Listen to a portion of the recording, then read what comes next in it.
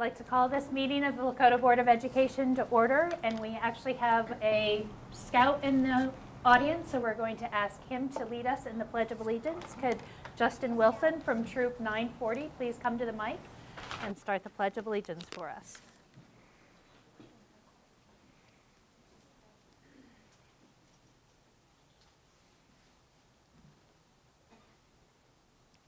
I pledge allegiance to the flag of the United States of America and to the republic for which it stands, one nation, under God, indivisible, with liberty and justice for all. Thank you. Do I have a motion to approve the agenda? So moved. Second? I'll second. Jenny, will you please I'd call? like to ask to table an item on the agenda. All right. Table item 10A, changing the location of the Board of Education meetings. I'd like to table that for further board discussion. Any further discussion? Is there an interest in tabling that item? Well, we haven't even come up with a plan, have we? Yeah. The plan is that the meetings are going to be moving over to Plains, and then this area would become the enrollment center And the preschool. Well, and the preschool offices. Why don't we leave it, the agenda as is, and then we can have discussion on that item when we get to that item? That's fine. Yeah. There's a motion on the floor Oh, so a motion on the floor to to table. table the item. So we need to do a vote on tabling. We need a second second. before you can. I'll second. So Jenny, will you please call the roll? Okay, and this is on tabling the item. Tabling. Mrs. O'Connor, Yes? Mr. Parnell, Yes. Mrs. Casper, No. Mr. Lovell, No. and Mrs. Schaefer. No. So we still need a motion to approve the agenda as is. Well, you have We a have that. motion So. and a call the- second. So call the roll to approve the agenda as is. Mr. Parnell, Yes. Mrs. Casper, Yes. Mr. Lovell, Yes. Mrs. O'Connor, Yes. Mrs. Schaefer. Yes. All right, President's comments. First of all, it's National Public School Week, so happy National Public School Week. There's a celebration for everything, so this week that's what we're going to celebrate starting today. And in honor of National Public School Week, we also have the State of the Schools address tomorrow. So we'd like to invite everyone to join us tomorrow at Lakota West at 7 p.m. for our first annual State of the Schools address. Thank you. Matt will be leading that, but we have many guest speakers from many of our schools that will be joining us. So we hope you're able to participate with us tomorrow. That's going to be a great celebration of everything that's happening within Lakota. And we're also, I wanted to point out, we've changed our process a bit with public comment and how we're doing public comment. We've added a second public comment onto the agenda, so there's now one at the end of the meeting. That way it gives people an opportunity to do a public comment with anything that they've heard during the meeting. We still have the original public comment on the agenda. That is to have public comment on anything that is going to be on the agenda during the meeting, so that'll allow us to manage the time flow if we have any guest speakers, so we'll know about how much time and when things will hit on our timing of our meeting. So we've changed that up a little bit. So now when we have the first public comment, I will ask you what your topic is to make sure it pertains to something on the agenda for that particular evening. So that's a little bit of a change of our process. So I wanted to announce that as well. And with that, I will turn it over to our superintendent. Good evening. Thank you, Madam President, members of the board. Just a few items as catch-up items related to our last meeting. At the last meeting, when we were talking about safety and security, I mentioned the Coach Hall Foundation hosting a statewide meeting at Lakota. That is tentative for the fall. So they reached out again today, and we're firming up dates for that. So we're glad to host that for school districts and local, regional, and state law enforcement. As soon as I know a firm date, I'll let everybody know. But I would anticipate this would be the second of these events I've been a part of. The first one probably was about 200 people. So we'll make sure that we put our best foot forward for our kids and for our community. I also want to mention that Mr. Vogelman and Mr. Passarge and I met with the Westchester Police Department on Friday, discussed current safety security practices, options for training like what we've done in the past, what we should do in the future. They come from an interesting perspective as well, since many of our police officers are parents of our kids too. So it's nice that they come from that dual perspective. We continue our conversations on safety and security. Our safety team meets this Friday at 1:30, and also next week, do you want to mention the safety and... Actually, that's this week, I believe. Oh, this It's week, Thursday, you're right. The School Safety Summit will be meeting again with the fire chiefs from across the county. So we will glad to have a seat at the table, or 2 seats at the table for that one. I'm sure we'll be talking about it at DPC this week with our PTA liaisons. And we continue to do a lot of efforts, both out in front and behind the scenes. So I just wanted to mention some of those as items that were mentioned last time. That's it.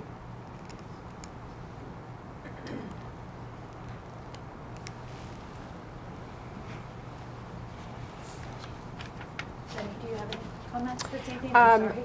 I have a representative from the Butler County Auditor's Office. Julie Joyce Smith is here with us, and I know she has an update. So welcome. Thank you very much. I won't take much of your time this evening, and I'm just grateful I don't have to follow his actions. Yes. It's very impressive.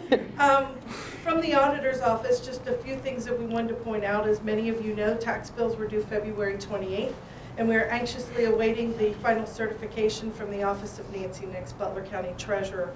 I can say that we have completed the 2 advances that we'll be doing prior to the distribution of funds. Lakota would be receiving approximately $37 million of the $49 million collected, and just specifically in that bucket, compared to $43 million at this time last year. What we are noticing, a trend that we are seeing, is due to the changes in the income tax law. A lot of people took advantage of the opportunity to pay their full year taxes estimated at the end of 2017. So what we're seeing is a rather robust first half collection, and we're just cautioning the different entities to not budget for a huge windfall, because second half may fall a little shorter than it has typically in the past. So it's just one of the things that we're noticing, and trying to point that out to folks along the way. In our office, consumer concerns are a big part of our office with our weights and measures teams, and we often report on skimmers. I don't have anything new to report for skimmers. We haven't found any additional skimmers in Butler County in several months. But what we have had is we've tested a lot of applications and devices for testing for finding skimmers, and it's not been very successful until recently. There is a developer out of Florida who has developed an application for Android devices. At this point, it's called Skim Plus, and that's not a milk product. It's actually a skimmer detection device. The Skim Plus can detect a Bluetooth signal coming from an illegal credit card skimmer from about 100 meters or 330 feet. We've had no false positives with this one, and we've been very pleased with the amount that we've been able to detect on this. Now, it will not tell you what pump has a skimmer, but it could alert you to that there is one on the premises. You may either want to pay inside or take your business elsewhere.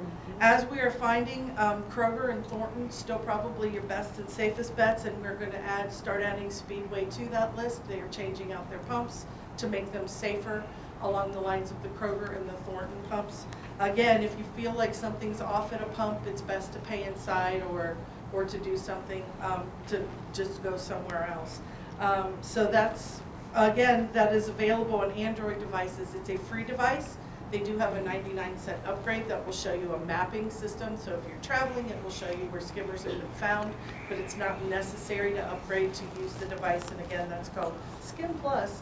And they are telling us that they are trying to work with Apple now to get it ready for Apple phones and devices. So that's a positive in this day and age. Your community here is still a pretty rural community, and there are still a lot of farming families within the Lakota district. And just a reminder that the renewal deadline for filing CAUV applications was Monday, March 5th, but we are stalling, waiting. We actually have a statutory ability to wait a full month before we have to start removing people from the program. So that gives us till April 5th.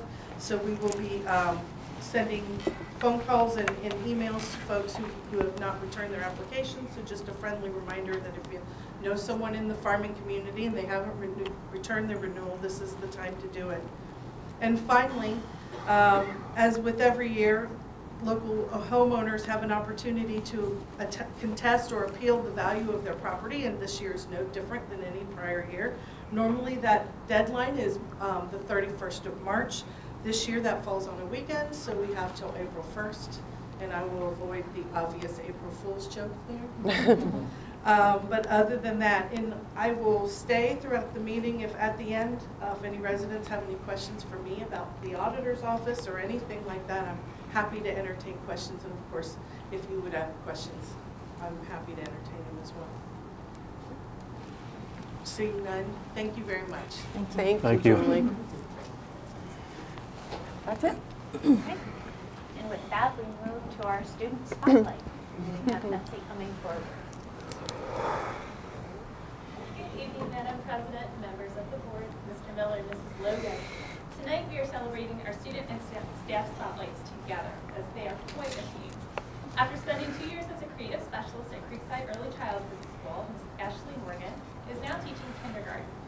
At Lakota, we talk about how great education is student-centered. This is the definition of Ms. Morgan's classroom. Creekside principal, Mrs. Pavlinak, who's here tonight, says that Ms. Morgan teaches to the whole child.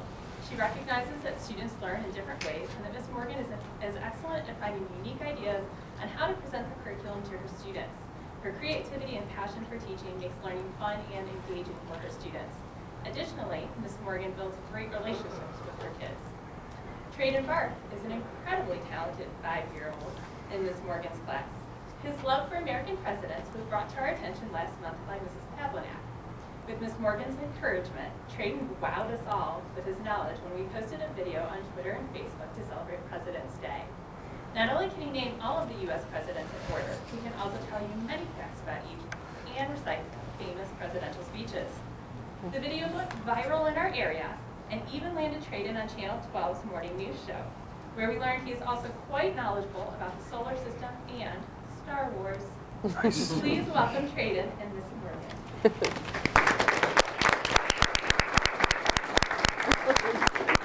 And Landon.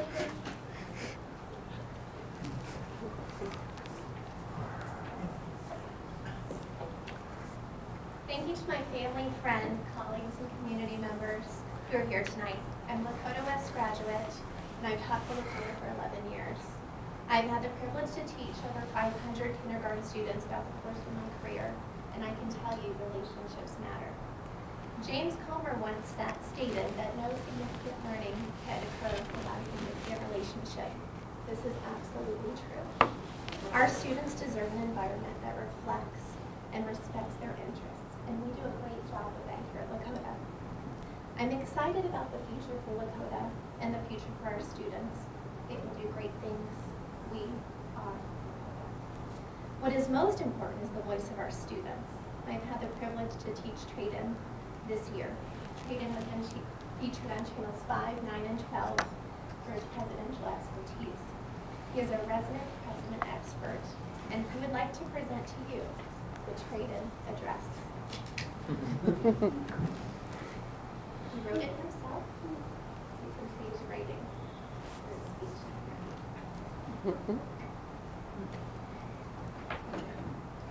Welcome, thanks for coming here. I love kindergarten. The Trayden address by Miss Morgan and Trayden. I love kindergarten. My favorite part of kindergarten is writing workshop and recess. We do brain gym too. I had an interview. We have a lot of fun in kindergarten. We learn a lot of things too. We are great kids too. Even though we are little, we can do big things. We can be brave and strong. We can be smart. We always do our very best. Mostly we are kind. We are always kind. We take care of each other like everybody should. Thanks for letting me speak. I will be president someday.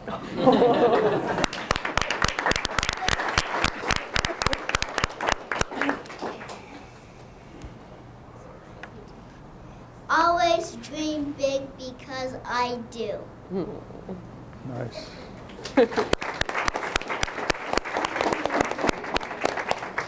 Thank you. My questions for you to come up here. And this is for the name and say hi. I'm Landon, and I know about sharks and the solar system and a lot of things. I love kindergarten because it's special to me. I love my teacher, and I love the most exciting thing of kindergarten is writing. Because I love writing, because I like to write all the time. I like to write stories. I like to write nonfiction books, and I like to write magazines. Yay. All right. Thank you. You want to give your speech, or do you want to tell about President? I want to get my kids.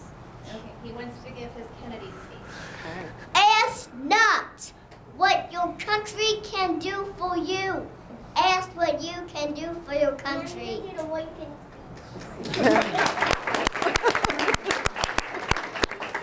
have any questions for Trayden? You try to stump him. Well, Who's your favorite president? JFK. nice. What number president was he? The 35th president. Who was his vice president? Lyndon B. Johnson. Who was the third president? Third one. Thomas Jefferson. All right, I don't want to stump you. I'm just asking the question because I don't want to be the guy that messes up your mojo here. But here's my question, Trayden. How many presidents are from Ohio? McKinley, Harding, Taft, Garfield, Hayes,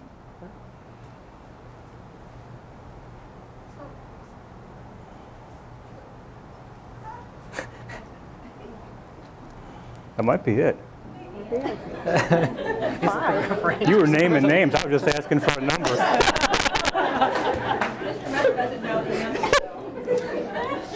Good job. Our government of the people, by the people, for the people, shall not perish from the earth. Well done.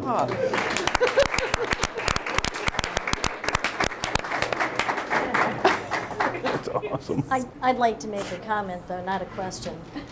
Trayden, there are a lot of adults that could learn from you, learn a lot from you. And I just want you to know that you give me hope for the future. Thank you. Yes.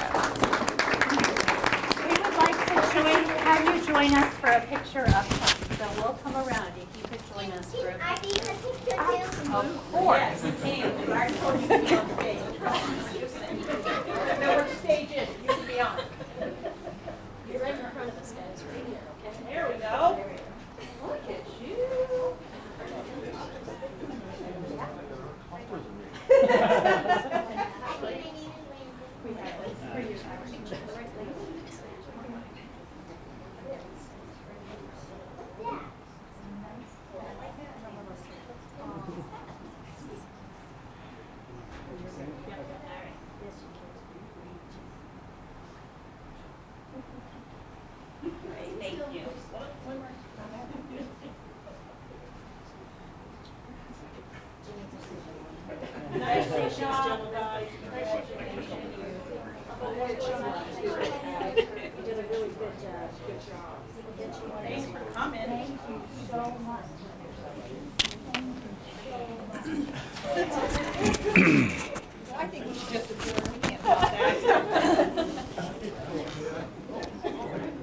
I'll second that.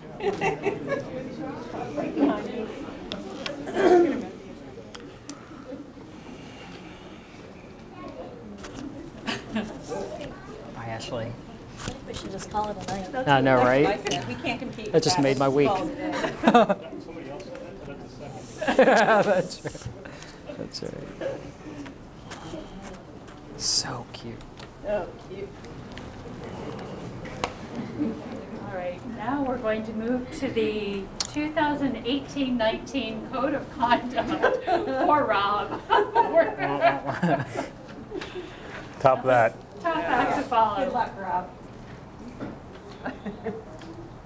Can you start with an address for us, please? Can you cite a presidential address?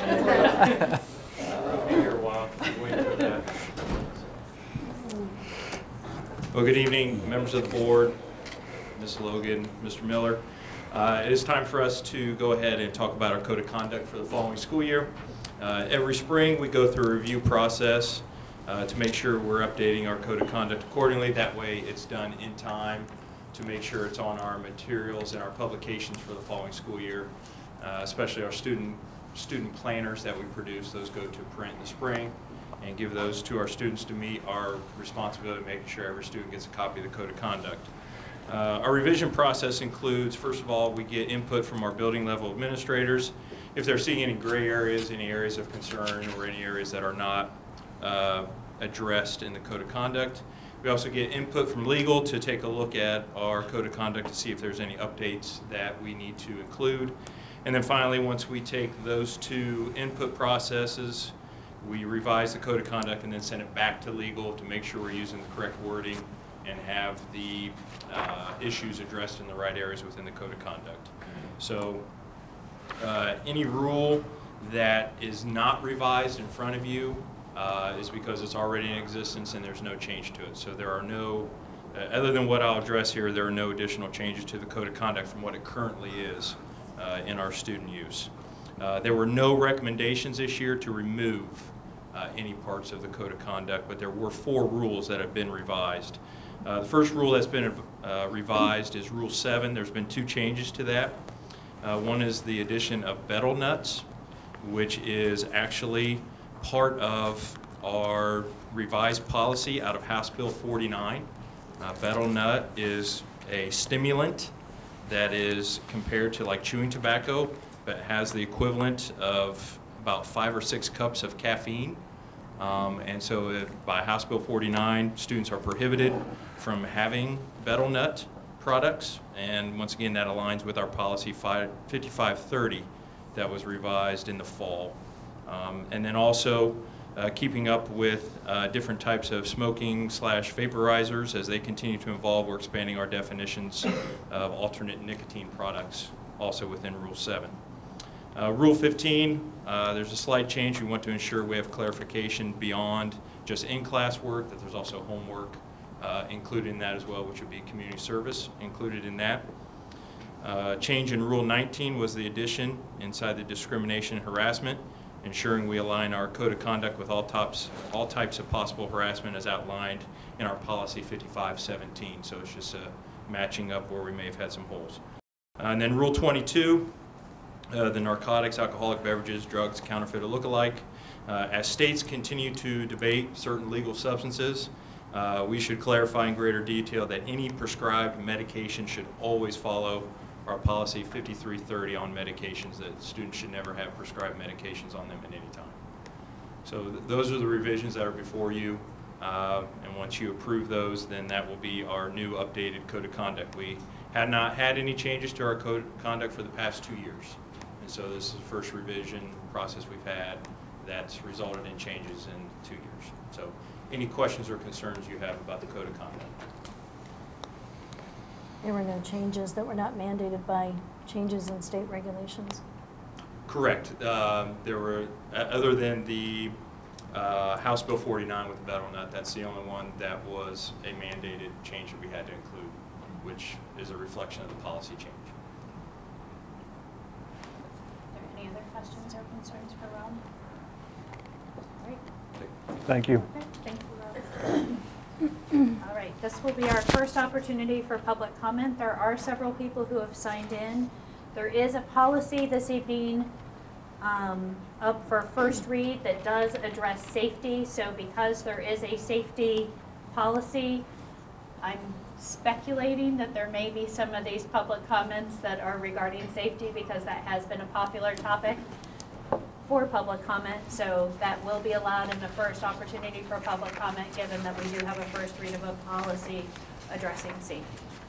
So if I read your name, if you would like to come up at the first read, or if you would like to defer to second read, you can tell me that when I call your name. So the first person I have signed in for public comment is Dan Richards. Second person is Josh McGuire. Name and full address. Well, they're signed in, but yes, you'll need your name and full address to state, and then your topic as well. Dan Richards, 6677 Station Road.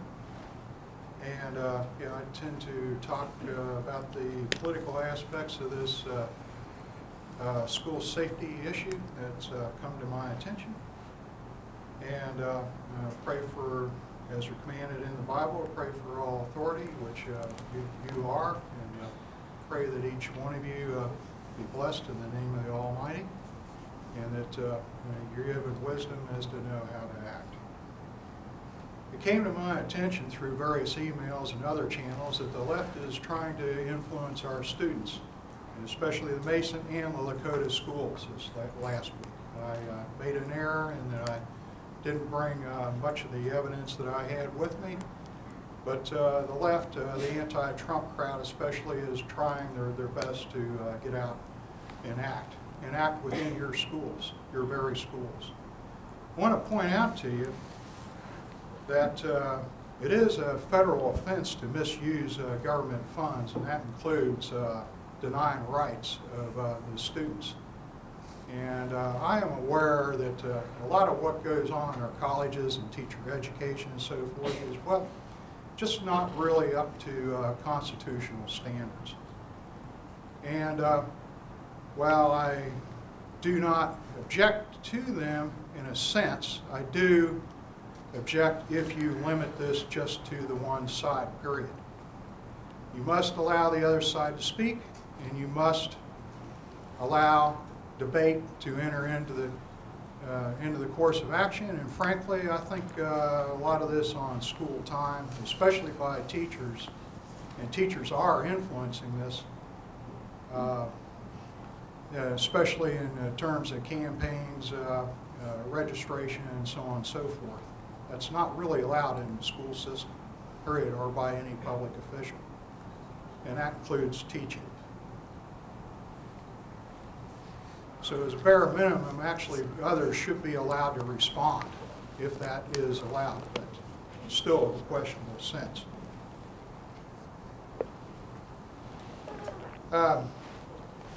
I myself was a victim of a 7th grade English teacher that purposely failed me because I took a stand for the Second Amendment. That teacher created a living hell. Now, you had the girl in here last week of high school. Well, okay. I had nightmares for 9 months thanks to her. And I still got my degree in engineering. And yeah, by the way, those of us that do suffer from the school, there is a way to, if you're determined enough to get to where you get around it and still succeed, fortunately. But that should have never happened. And I would pray that that sort of thing does not exist in the Lakota school, because that is just flat out wrong. But I got reason to believe, especially what I've observed in college, that it does. The school system is to educate, not to promote political causes of one form or another. And a lot of what Common Core, which you have, does, and is wrong. I guarantee you, if it's not changed, you're not going to come anywhere close to getting my vote on any school bond issue, and in fact, the exact opposite, along with many others. Thank you.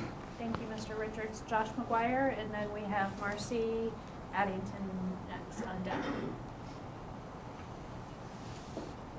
Josh McGuire, 6531 Wilderness.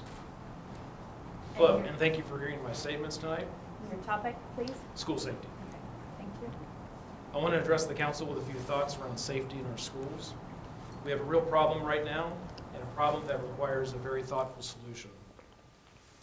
Over the course of my education and professional career, solving complex problems requires us to think strategically. This is a complex issue at hand, and we need to focus on solving the root issue and not just treating the symptoms. I am a gun owner, and I have taken a CCW class in the past. So I'm not here to state we should not have some form of armed security within public environments. Arming teachers, however, feels very tactical, and tactical solutions may not work here and could lead to more issues long term. We need to be very careful that our choices create a positive learning environment and do not lead to further potential dangers. We need a strategic and sustainable solution to safety in schools, and I believe that is what we're all here and we're all after. We need to take advantage of emerging technologies in safety, providing increased security with law enforcement, possibly creating more law enforcement job opportunities, stricter gun laws, and better counseling and services for our students that encourage a culture of sharing, although we have to be ready and there to help.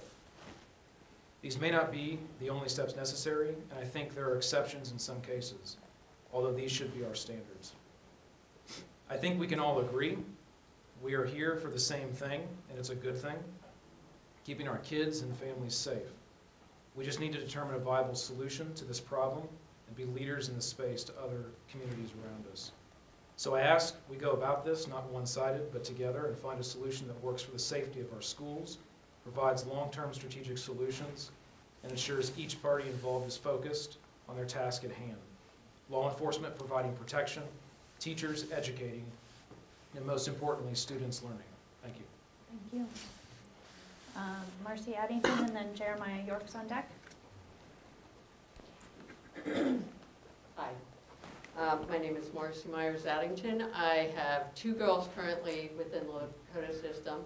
When we moved here, we moved specifically to this area. Oh, I'm Your sorry. address too. Oh, my 9581 Semaphore Court. Thank you. Sorry. But when we moved here, we moved specifically to this area for the schools. We looked at many different areas, but when we came here, our kids were toddlers. So this was a key part of why we've been here. My son has graduated. I have 2. I've seen all the changes that have gone through Lakota, and quite frankly, I'm very proud of, you know, how we've changed, how we've grown, and things like that. Some of my concerns about school safety is that, you know, I would hate to see any money go away from our educating our children because we've chosen to arm our teachers. Now we have liability that we have to pay for, the additional training and that kind of stuff. I think that would be a waste of money. I think with the resource officers, that they're a resource, they're in there to protect our kids. There's a lot of different technologies. I myself work for the Department of Energy, and when I left, I worked for the Emergency Management Group. We drilled ridiculous drills, but everybody knew that when something really did occur, we'd be ready.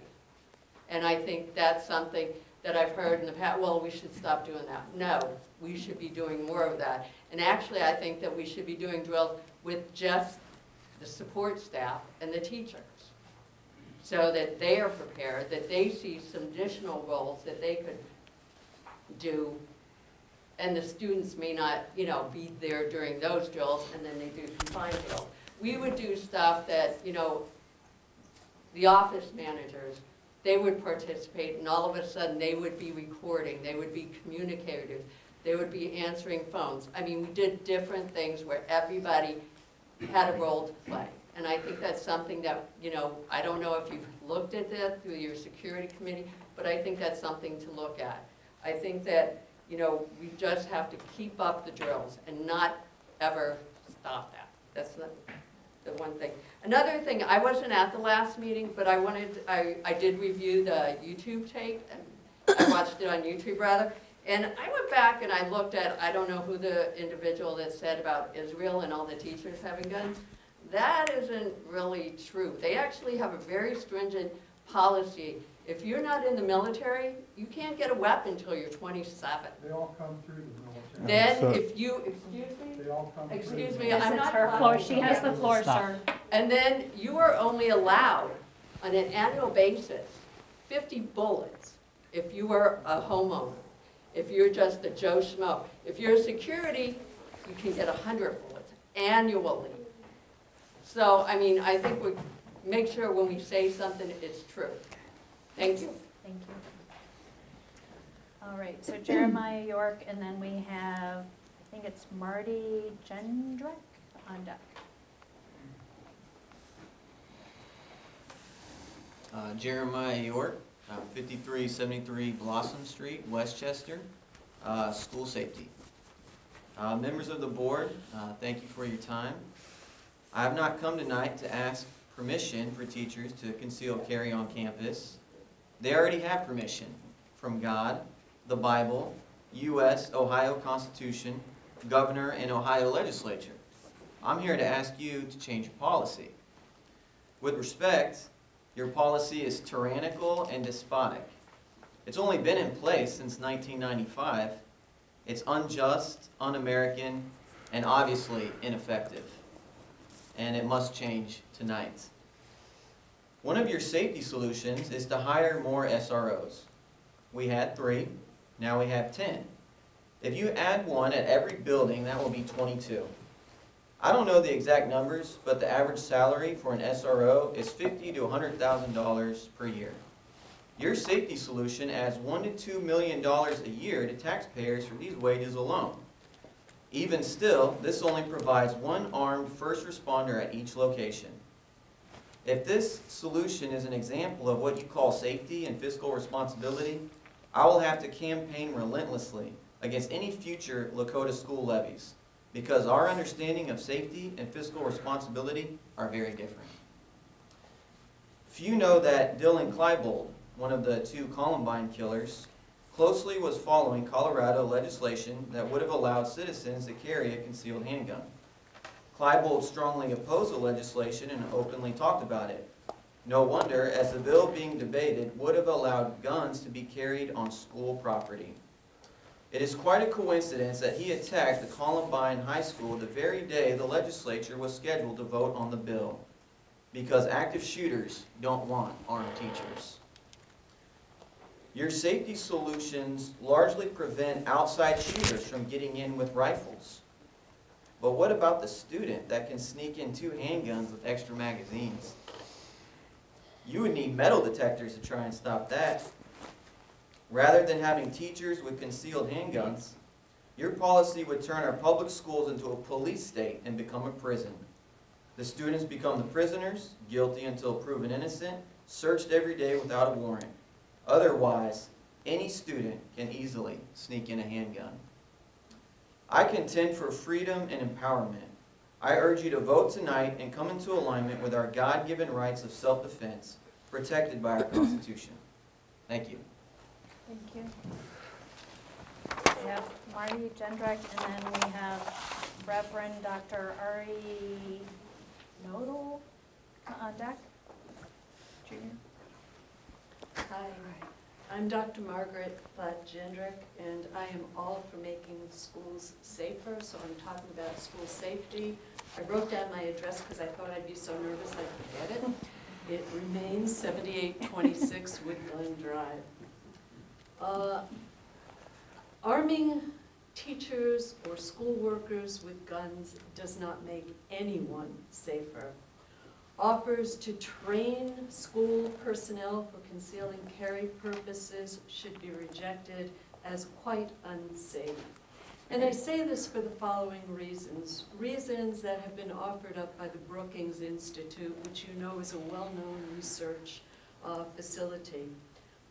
And they talk about why we should not be arming teachers and other school personnel. Point 1. Fact. Professional police officers hit their intended targets less than 20% of the time in training situations with an active shooter. Fact. According to the RAND Corporation, in a study in which they were evaluating New York City's police department's firearm training, the average hit rate during gunfights was just 18%. Do we really think the accuracy rates of our teachers or school workers will significantly outdo the rates of police officers? They most certainly will have lower accuracy rates. So the question becomes, where do the stray bullets go? Those stray bullets will likely find targets in the innocence of our children, our grandchildren, teachers, and school workers. Point 2. Many of our local schools have armed officers, and fortunately, I do not believe they have been put to the test. We do know, however, that the presence of armed individuals in a location does not stop a mass shooting. Witness what we are just recently talking about, which is Parkland. Think about it. Why is it, contrary to what the movies want us to believe, that banks don't have armed guards anymore? Well, again, the research and analysis of FBI crime incidence reports revealed that the presence of armed guards in banks tended to dramatically increase the likelihood of violence and injury during a robbery. Point 3. Who do we think will bear the brunt of arming school personnel? Just as minorities are often harassed disproportionately to the rest of the population, we should expect then minority students will almost certainly be disproportionately harmed in the effort to secure schools. And point 4, who will pay for the lawsuits that will certainly follow if there is an incident? Thank you for your comments. All right, we have the Reverend and then Julie Joyce Smith. Is that after that? No. Oh, I'm sorry. Heather Innes is after that. So Reverend Knodel is next? Yes. Okay, and good pronunciation. Thank you. Amazing. I really do appreciate the chance to speak tonight. Reverend Richard Knodel, 7515 Dover Drive in Westchester. And Psalm 127 says, "Except the Lord build the house, they who labor, labor in vain." That's a religious statement, but it applies, in biblical thinking, it applies to everything, whether you have a company, whether you have an enterprise like law, whether you have an institution like schools. Except the Lord builds the house, they who labor, labor in vain. Now we as a nation, as a culture, have found different ways to get around that and to resist it. But I would say that God is mocking us because of some of the tragedies that have happened. But even more so, those that have not been so tragic. Based on this philosophy, based on this kind of approach to thinking, we've come last year to not even know which restroom that we should use, whether boys go to girls' rooms or whether girls go to boys' rooms. Is that not a mockery? I mean, is God not laughing at us? And I would say in the case of these school massacres, it goes far beyond humor, because we've got 27 little kids, or, well, from high school, depending on what school it is, 27 children who are bleeding out in our halls because we have set up one kind of a system that rules the living God out of our thinking. Now, I believe that we all have the right of self-defense, and I don't think those Israel statistics are all that faulty, because they've had only 2 incidents since 1974. You can quibble about how they did it, this way, who has the guns here. 2 incidents, and both of the aggressors have been shot and killed for that. So in the end, the issue comes down to whether we will have an ideology or whether we'll have safe children. I'm speaking in favor of the arming of teachers, perhaps a supplement payment for them for being willing to carry 1, 2, 5,000, whatever it is. But what will be the end of this? Will we be able to support some kind of a liberal ideology, something that makes us feel good, or will we will we put that over and above the value of the lives of our children? When somebody breaks into a school and there's a teacher who's armed, they don't have to be a good shot. All they have to do is put the children safely in the room, train their pistol on the door, and then it's not too hard to hit a door. And if somebody tries to go into that room, you can empty a small magazine, and believe me, they're not going to keep coming through that door. So every classroom can be a fortress. And so I'm in favor of that. And thank you for your comments. I think if we really love our children, that's where we'll go. Thank you. All right, we have Heather Innes, and then after that we have Mary Ann Penska.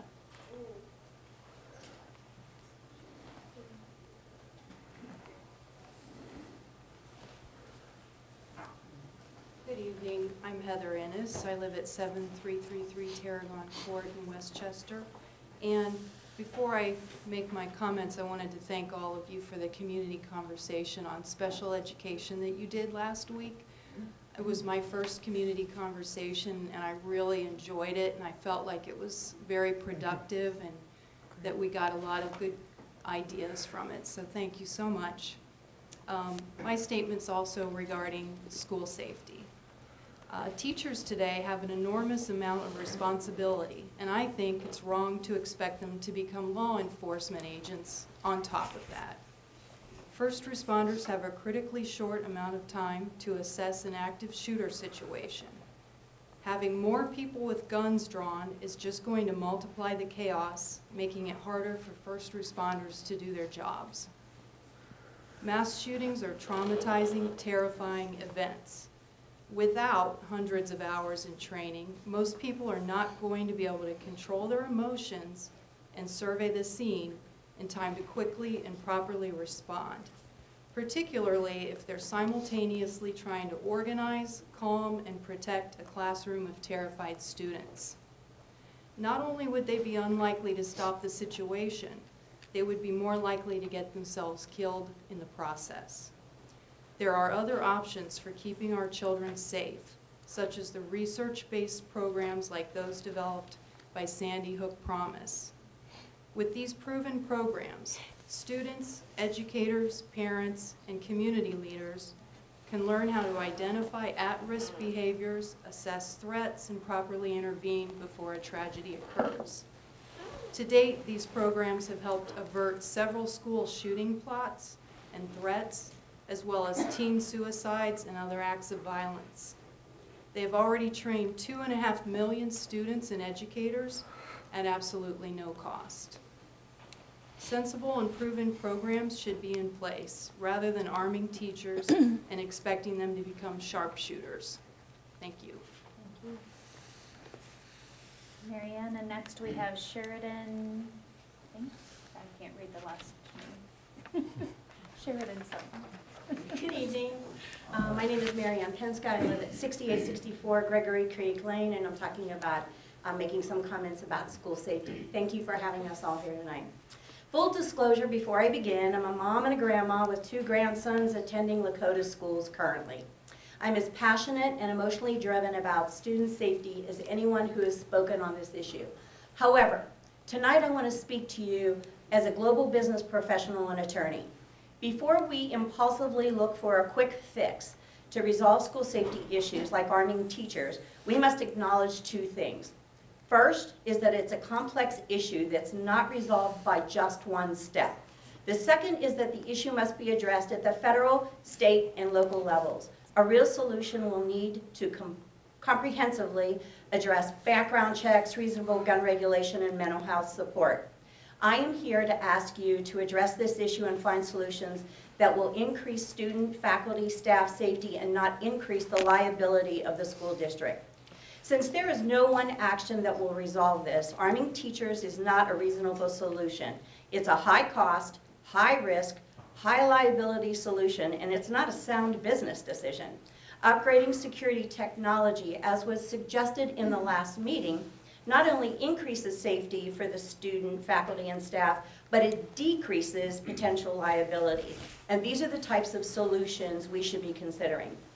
The National Association of Elementary School Principals, in conjunction with the American School Counselor Association, the National Association of School Psychologists, School Social Work Association of America, National Association of School Resource Officers, and the National Association of Secondary School Principals, developed a document called A Framework for Safe and Successful Schools, and it urges policy leaders to enact policies that will equip American schools to educate and safeguard our children over a long term.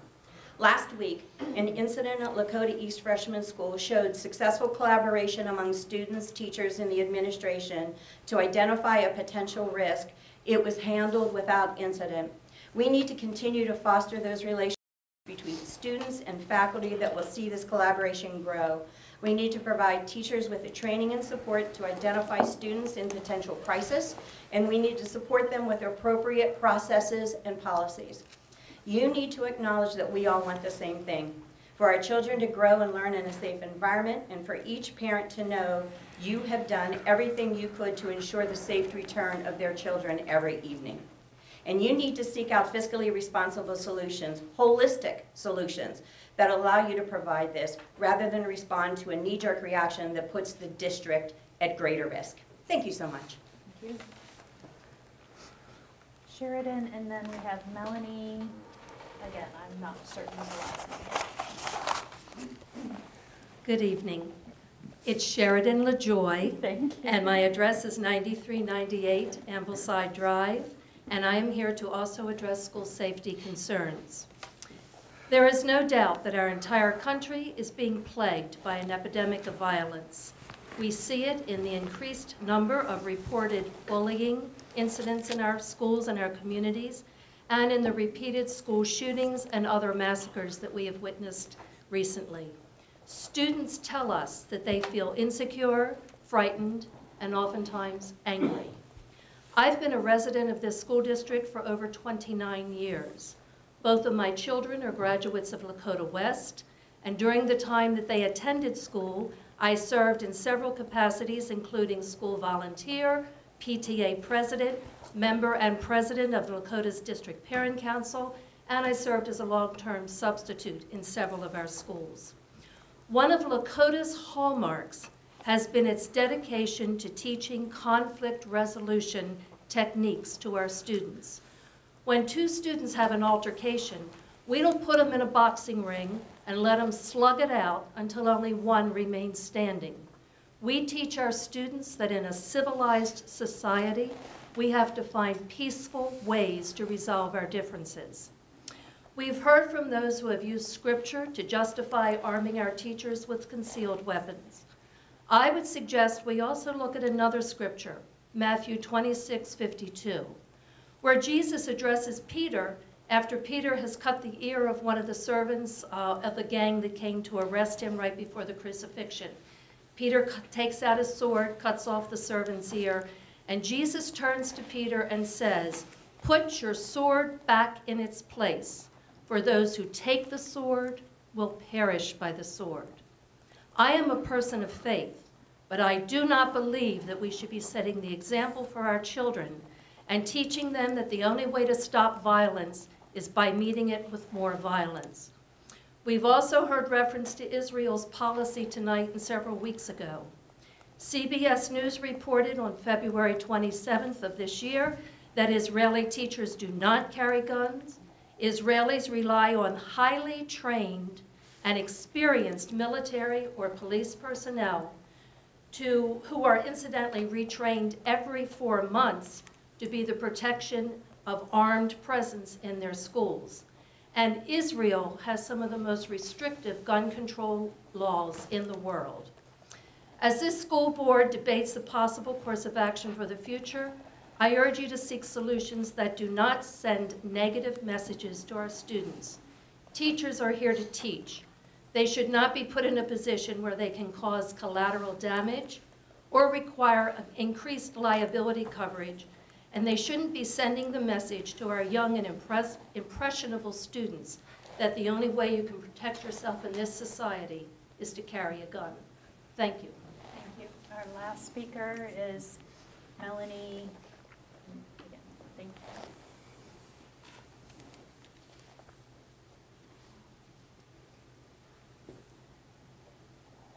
Hi, Melanie Phillips.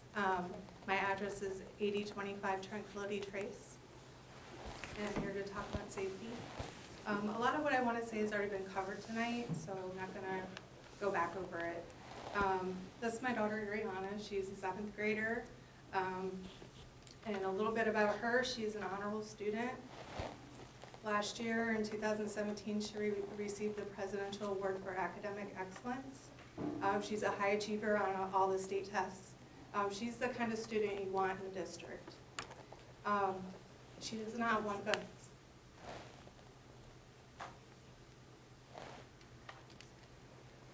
And I think that's the voice that's most important here, is what the kids want. And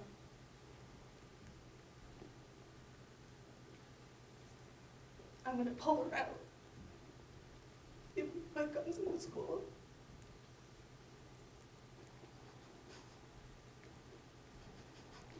I will have to sell my house and move to another district. I'm just here to ask you to focus on prevention.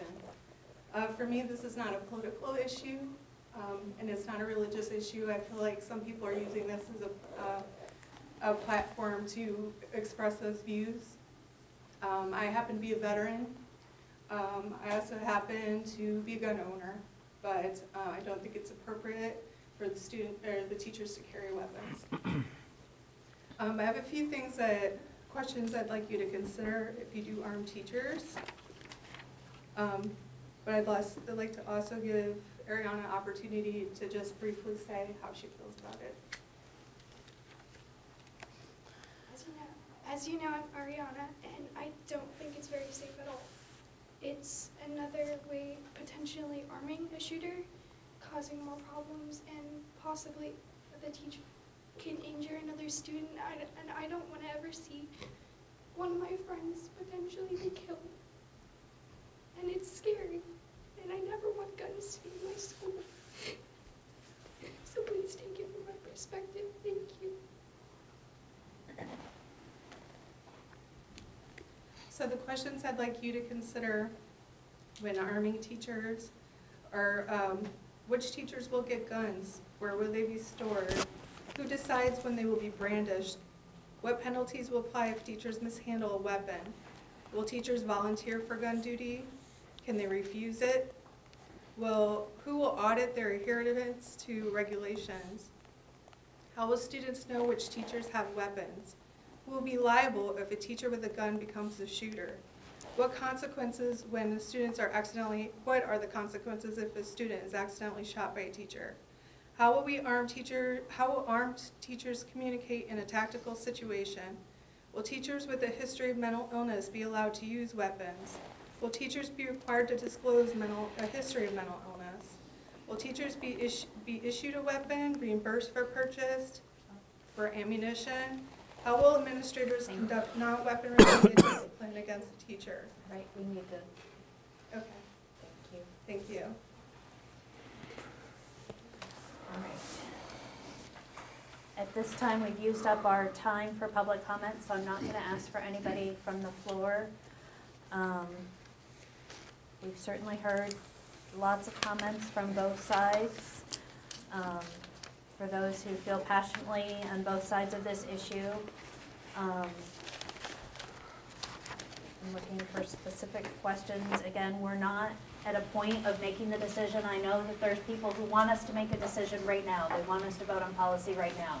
We're not prepared to do that. We have said that we're not prepared to do this at our last meeting. We continue to look at our options and continue to look at what we're going to do. We want to meet with our safety committee. We're going to continue to explore different choices that we have, and nothing has changed in that regard. I don't know, Matt, if you want to speak to anything further on any of that. I agree with you. I just think that school safety is a multi-layer approach, and I think a lot of people realize that. And we're continuing to look at preventive measures. We had a meeting last week about bringing in Hope Squad, which is the group we're working with, an organization that's going to look at training some of our students to have what's called Hope Squad, where they're going to nominate different students to have they'll nominate their peers of who they think that they can be comfortable with, and those students will be trained on what they can look at for students who might feel isolated or might feel alone. And it's a suicide prevention program, but again, it's another layer of looking at the mental health and overall health of our school district. So we're looking at this from a multi-pronged approach. This is not a one-size-fits-all. We want to look at the mental health of our buildings, at the safety of our buildings from many different layers and levels. So I know there's some who want us to make a decision. We are not prepared to do that at this time. I don't know if there's anyone else on the board who would like to say anything at this time. Nope, no, we're all good. So with that, we'll move to the board policy committee. And Rob comes forward again.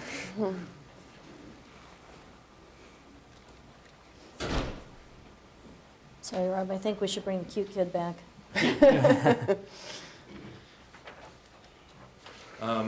You have before you 12 policies for first read.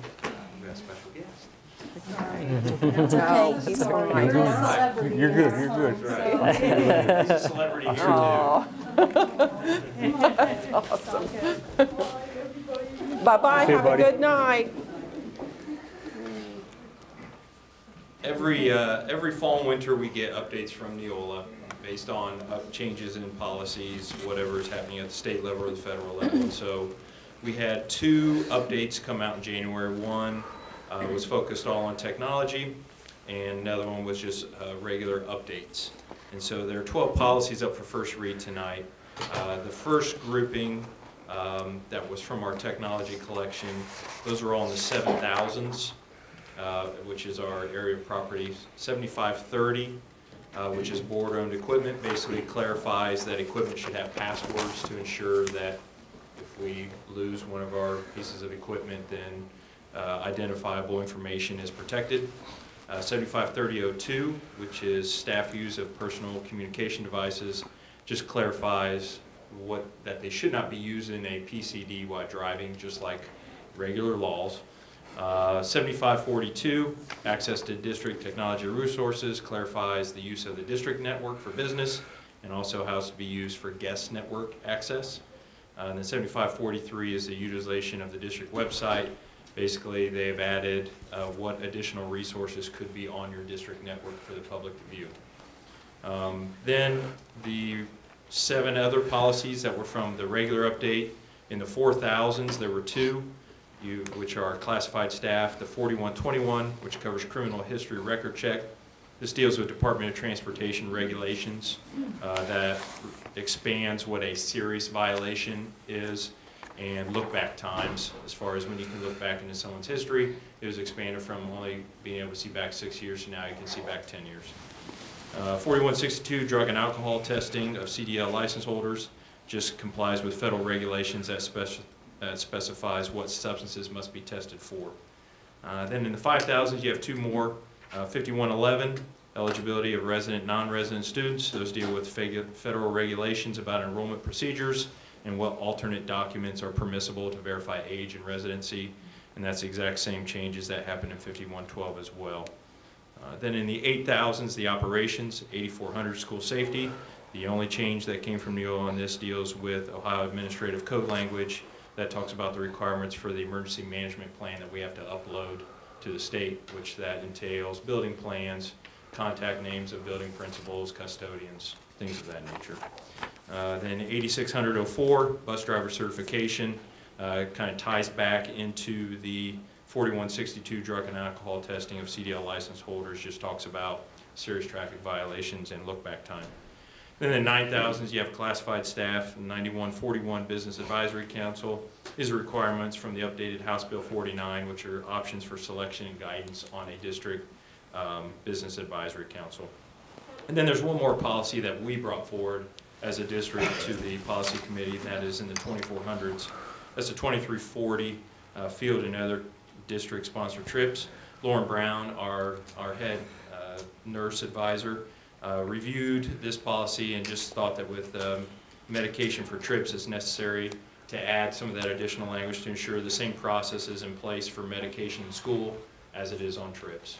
So it's just a protective couple of words there to kind of make sure we're following the same processes. So those are the policies that are before you. And I appreciate Todd Wesley, our Chief Technology Officer, Betsy Fuller, our Director of School Community Relations, Rob Kramer, our Executive Director of HR, Chris Passarge, our Chief Operations Officer, Jenny Logan, our Treasurer, and Superintendent Matt Miller. They all help in looking at these policies so that when we come to a meeting where we review all these, everyone's given their input and we're able to move forward. So I appreciate the work everybody does on these policies. So any questions on these first reads? You run point, and we appreciate that. Yes, we do. So thank you. I do have a Someone's gotta do it, question, so. Matt, on business. And we appreciate that it's you. That's right. At a different time. I appreciate Mr. Parnell, Mr. Lovell being there and enjoying. They got their special Neola pin. We did. From their visit. It made the meeting. There we It go. was fun. So, thank you very much. Linda, did you have a Thank you, question? Rob. Question? I'll take it up at a different time. Thank you. Okay. All right, community engagement? DPC meets Wednesday. Yes. This Wednesday. We had a community conversation last week, special ed, and it did go very well. Parents all seem to be grateful to have opportunity to speak with Matt and board members and things like that. We have, okay, my phone locked on me. Kat, got it? I got it, I got it, it just was locked. We have one Monday, March 19th, 6:30 here for homeschool parents who live in the district, they choose to homeschool their children. And we have one Thursday, April 19th at 6:30 at Lakota West in the community room for area pastors. And I think that's all we have on the books for this year. I think we will not be scheduling any more this year because the spring is so busy. So, yeah, that's it. And then Unless you sort have of some- under that umbrella, but not really loosely, we have the Parent Engagement Learning Series. There's on Thursday, March 15th from 6:30 to 8:30. Here we have the teaching students and parents how to become independent learners. So if anybody's interested in that, that's part of our Parent Engagement Learning Series. So just wanted to point that out. Butler Tech? With the board's indulgence, we'll combine Butler Tech and Legislative. It all kind of runs together this month. So the next Butler Tech board meeting will be next week on Tuesday. There was a contingency of which I was part that went to Washington this past week, and we were there for the National Policy Seminar, which is put on by the Association for Career Technical Education, and legislative visits with all of our representatives, including Congressman Davidson, Congressman Shabbat, and Senators Brown and Senator Portman. And most of the conversation centered around Perkins and reauthorizing that bill. We continue to make that push. Had some interesting feedback on what the holdups are, which is how they're doing things on the Hill these days, and I'll just leave it at that. Also some discussion on the Higher Education Act, which is of interest to us as well. On the home front, we're still looking at House Bill 512, which is a bill sitting right now in committee, looking at combining the offices of the Department of Education, the Higher Education Office, and the Office of Workforce Transformation. Close enough. Yeah, that's it. Did I get it right? You got it right. Okay. Yep. And there's been quite a bit of feedback and testimony, both opponent and proponent to that. And we're watching that as well. We're waiting to see what happens with the report card bill. We're expecting another interested party meeting probably in the next few weeks, but we don't have a date set for that yet. Matt and Jenny and Brad? Just a couple of things, and you hit most of them. Back on House Bill 512 about combining the three organizations into one. Just for the record, OSBA, BASA, and OASBO oppose 512, but I don't think it's a consensus, quite honestly. There's pro and cons on each side. I also want to mention that the House of Representatives passed House Bill 87, which requires funds to be returned to the state due to a community school enrollment audit, and that credit would go back to the districts, so that would be an ECOT after the fact issue, I think. The Senate Education Committee also passed Senate Bill 216, So we're waiting till that comes out fully, but that's just one I want to put on your radar as well. I think the rest of it We hit. continue to meet with the subcommittee and the full committee. We had our subcommittee last week and heard from the gifted advocacy group, I guess you would say. And there is a study right now that it was actually in the last budget bill that the Ohio Department of Education would have a study on the way that we fund gifted education in the state. So that study is ongoing and supposed to be finished in May. So our committee is really not prepared to recommend something on the funding of gifted ed until we see the report that will be finished up in May. Next month, we will hear from the group about English language learners. So we'll be tackling that one next. We continue to talk about special education and the funding of that. And the full group will meet this Thursday in Columbus. Just a bit going on. Just a little. All right. With that, we'll move to diversity committee. Yep, just a couple things there. Our diversity initiatives, a group that we're working with, that Lodi is working with, and our champions are working with, are actually in the district today and tomorrow. I was hoping to catch up with them today. It didn't happen. Probably won't happen tomorrow either, but they're working with that group. We did have a webinar. Do you want to mention the webinar that we participated in from last week? I don't want to steal your thunder. No, that's fine. You can But it was for a group on transgender students and just talking about the issues that high school, and it was a little bit college heavy too, and what things and supports in place that school districts can do. So I thought it was pretty good. Still waiting on some additional materials and feedback from them from that webinar that we participated in. You mentioned Hispanic students. We are working with a group here that Mr. Coney is spearheading called Somos Lakota, which is We Are Lakota in Spanish. And so we continue to work with the parents on that group and some of the issues that our kids that are ESL students face every single day. So I'm glad that we're taking a full approach to some of these things. So I just wanted to mention that. With that, we come to change of location of the Board of Education meeting. So first, I'll take a motion for a change of location of Board of Education meetings. So moved. Oh, second. Second. And then we'll have discussion. So, Well, as I've mentioned in the conversation that we had at the board retreat on this, I had several questions on what options have been considered. I asked for information on what those options were, what the cost were on those. I've got pieces and parts, but I've not gotten a clear delineation of that. I'd like an executive summary. I'm still asking for that information on what was considered. Part of what I think is a concern here is that it's a bigger issue in terms of capacity across the district for several functions. And I'll give you one example. We've moved our Career Readiness Academy, which is our credit recovery program, out of Butler Tech's purview and moved that into West last year.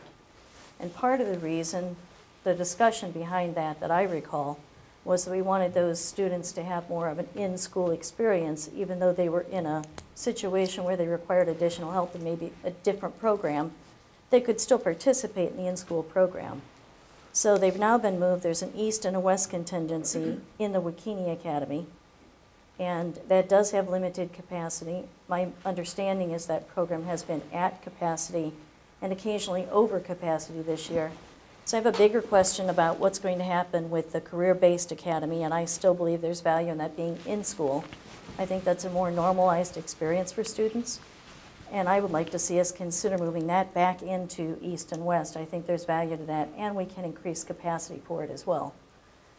Secondly, other than the piece about understanding the other options in other locations, I agree with the I think, Matt, your biggest point was the face of Lakota being that enrollment center. Yeah. And I'm not sure what we've done about enhancing that as the face of Lakota. I think we have some structural issues with the Boys and Girls Project we've already talked about. I think that our board meetings are also the face of Lakota. And I think that should be a consideration as well. And then another issue, and I'll let somebody else talk after this, but another issue is I have a broader question around what are our staffing numbers looking like with our Treasurer's Department now that we brought Amos under, and what's our trend in that department on staffing for the last 5 years. And I can't say that I think that's a clear picture either, so I would like to understand that better as well. Again, I think it's a bigger issue. I don't think it's just one piece about moving where the board meetings go to.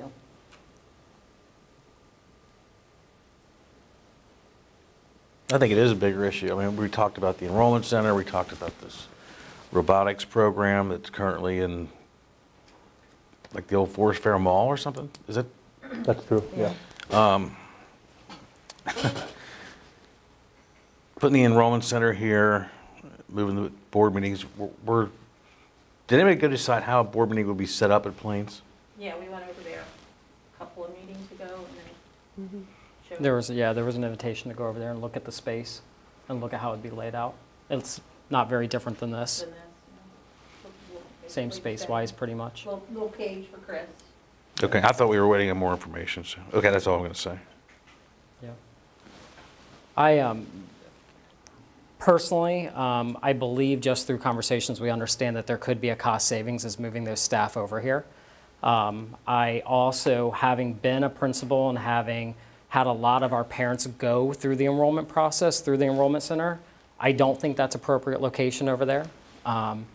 Do I believe that there could be future changes or future recommendations? Yes, I think this is a great first step to what we need to be doing.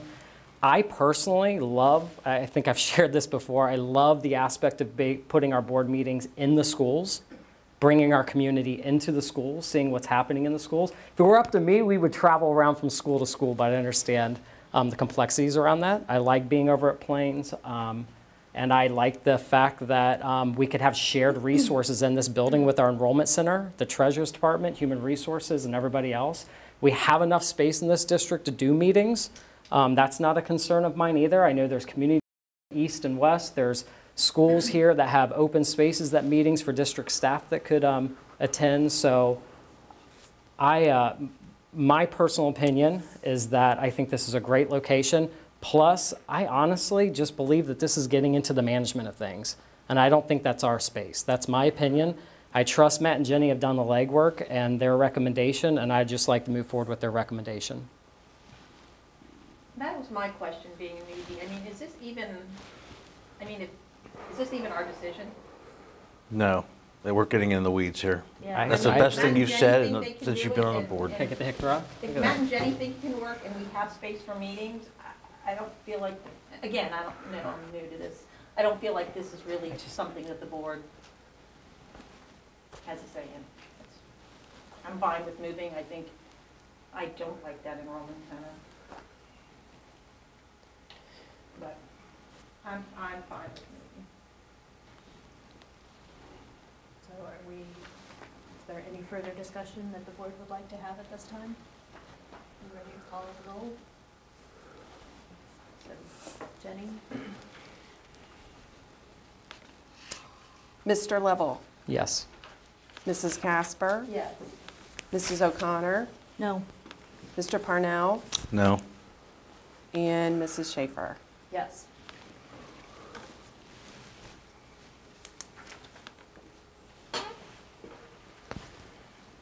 Do I have a motion for treasurer's recommendations A through C?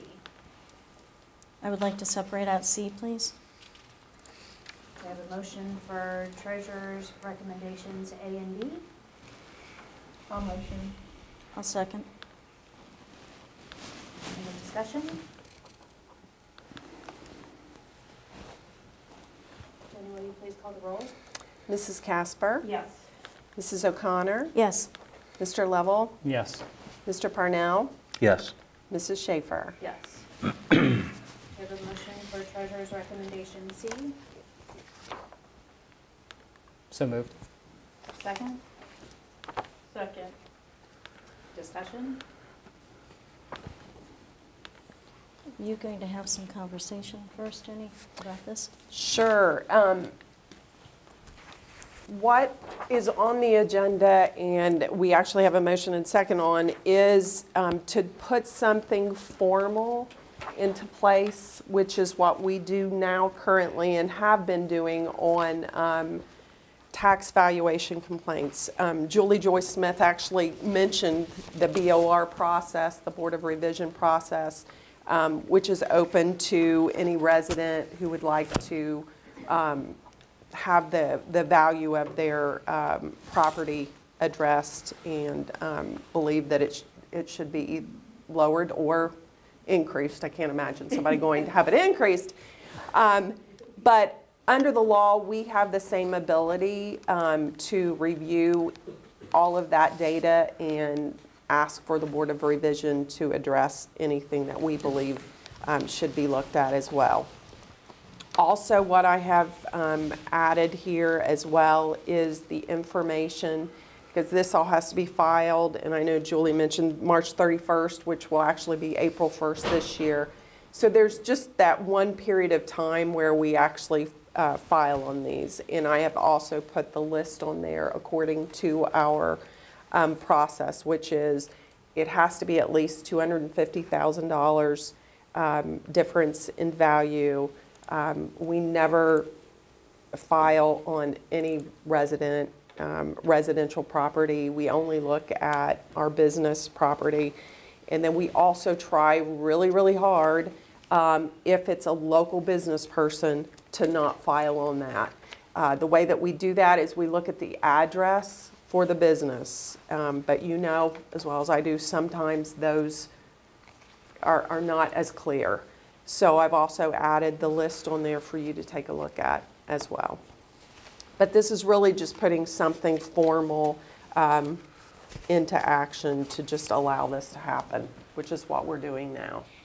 This is just a procedure we've been doing, this is just putting something formal. Right.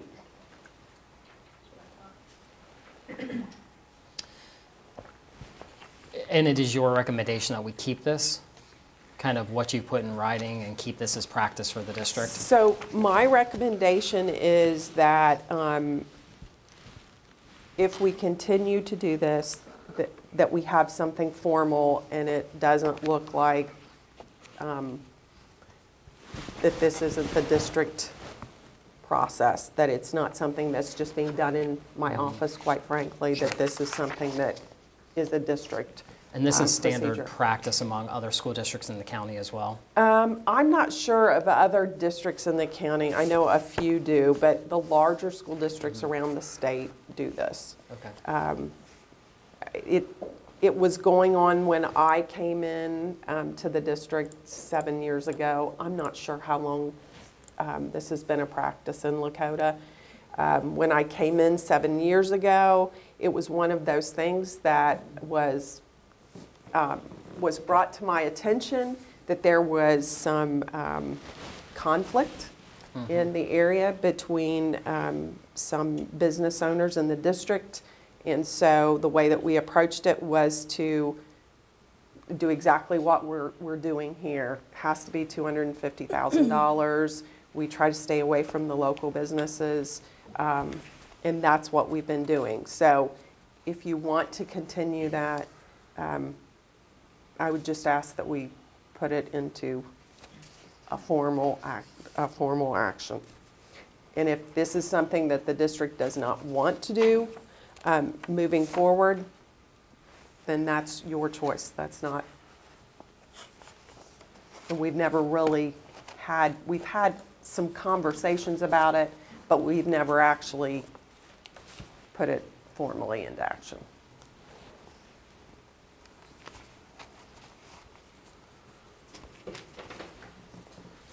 Why is the increase in valuation listed as a dollar figure rather than a percentage? I mean, $250,000 on $1.5 million building is a big deal, but on a $20 million thing, it's really not. Well, that was what we had, I will just tell you this, Todd, when I looked at other districts, that's kind of the way that they had looked at it as well. And that's the way that we did it when I came in. We never really looked at another option. Not that the other option wouldn't be better, but it's just how we've approached it. Well, and the impact on the revenue is based on the dollar value. Mm-hmm. No, I understand. I'm just saying a $20 million retail space is a lot different than $1 million barber shop or something, you know. Correct. You know, there's been a lot of pushback from the business community on this whole thing. Extortion, shakedown, I mean, all these different words have been used. And based on what we saw before, the amount of money that we gained from this, at least last year. Well, the total amount that's on here through this process, the most we could receive is $1.5 million. But that's over how many? That's each year. And the way that this works is, so we just went through an update. So the further away you are from the update, so that value would increase, and then during the next update or next reval, then it would be taken into consideration. I see you're saying, so reality is somewhere in between. Correct. Yeah. Okay. Correct. Okay. There has been a tremendous amount of pushback on this since before my board service, I believe. And I see the success of Lakota as being intrinsically interwoven with our business community. We're very dependent on our business community in many different ways. We're dependent in terms of internships, hands-on learning experiences, mentoring, workforce development. We're also dependent financially through tax revenues, through fundraising activities that so many of our local businesses do for our students. And if the business community doesn't succeed, this district doesn't succeed, period. Lakota's treasurer is top-notch. She does an outstanding job, best in the state, bar none. I also want to note that I think our property valuation challenge through the Board of Revisions is legal. It's commonly practiced, although it's available to many local governments. You don't see that with townships and cities doing it that often. You do see it with a lot of school districts. It is legal and it is allowable and it's a revenue tool. And I do think since Jenny came in our last 7 years, we've spent a lot of time in discussion on this, and we've taken important steps to make it more business friendly than it's been in the past, as you noted. All that being said, I don't think we've gone far enough. And it's been a source of incredibly strong contention and opposition for many years. I think the seeds of the No Lakota group were founded in this practice. And several in the business community have told me that they believe that this is coercionary. And Todd used the word shakedown and extortion, and those were words I've heard too. And though it's legal, I think that it does foster an adversarial relationship, or can foster an adversarial relationship between our schools and our businesses. And the practice isn't perceived by the business community as fostering a stronger partnership with them. Additionally, and I think this is maybe not a point that we always stop and recognize, by law, these challenges have to take place within the first year, within the year of a sale. And then that's the same time when many businesses have invested capital through buying and purchasing property or rehabbing and renovating it. They've invested significant funds and they're trying to build their business during that first year to start to generate revenue. It's a difficult time to add taxes to their budget, additional taxes. And I've asked myself, is this how we want to deal with our community? We're living within our means. We budget on hard facts to the best of our ability. It's not always possible, but I think we do the best that we can. These are windfall dollars. They do add additional revenue for the district, but I think that there are ramifications in terms of the community's support. They're deeply concerning to me. And I'd like to ask tonight that we strongly consider stopping the practice.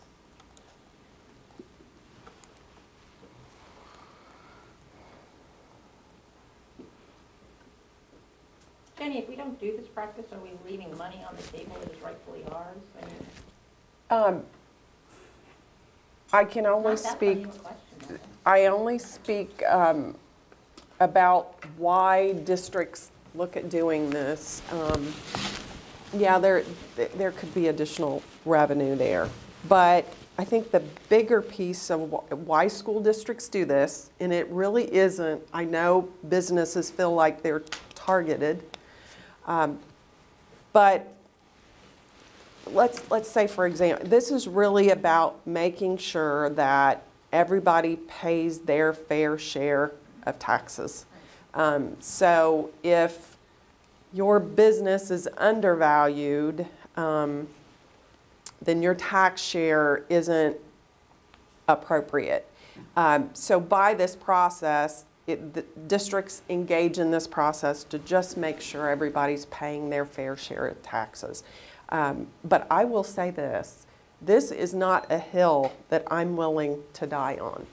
So I know, Brad, you asked me, if I'm recommending, I am not going to recommend one or the other on this. This is a district decision, and this is not a hill that I am going to die on. But I understand why districts do it, and really that should be the reason why they do it, to make sure that everybody's looked at, all of their taxes are being paid equitable. It isn't really to get more revenue.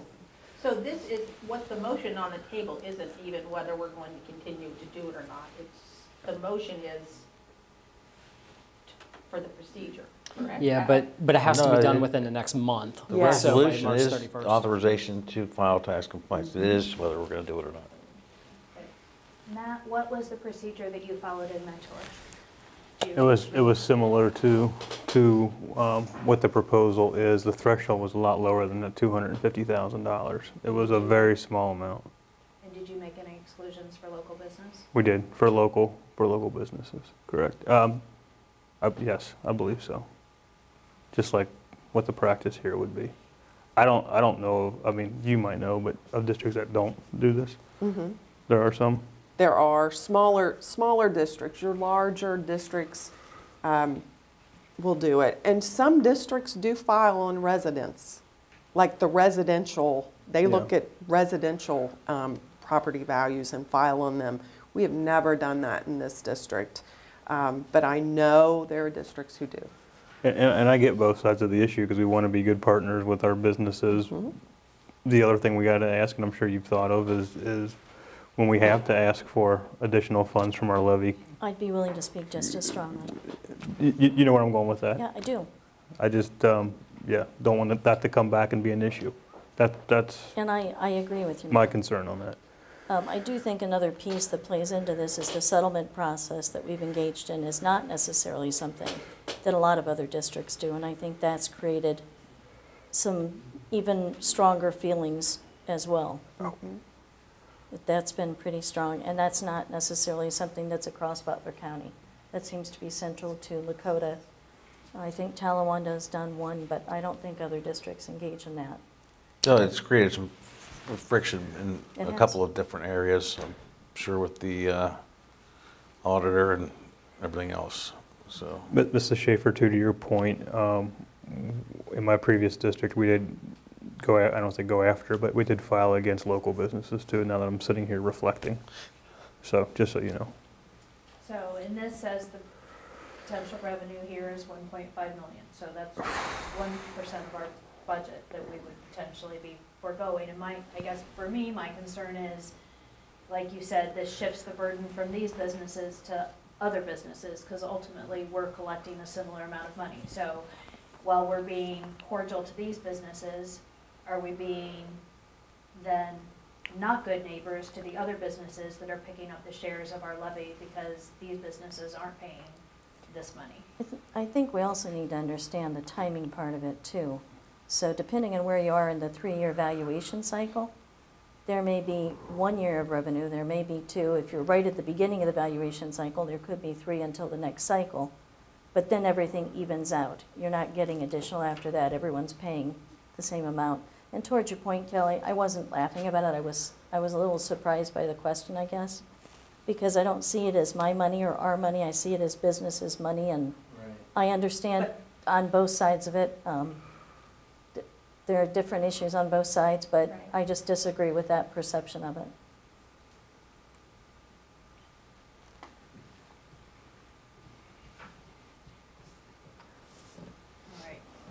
further discussion on this issue?